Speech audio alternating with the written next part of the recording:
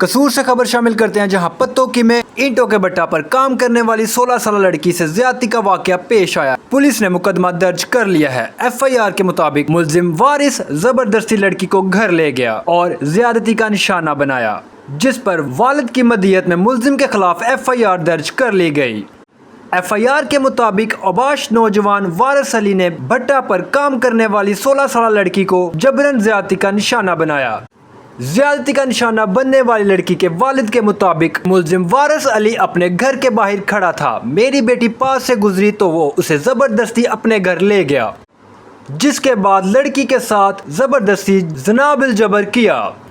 शोर करने पर मुलजिम मौका से फरार हो गया। पुलिस थाना पत्तोकी ने मौका पर पहुंचकर वालिद की मदीयत में मुकदमा दर्ज करके तफ्तीश का आगाज कर दिया। मालूमात का काबिल एतमाद जरिया CRC, जुड़े रहे CRC के साथ।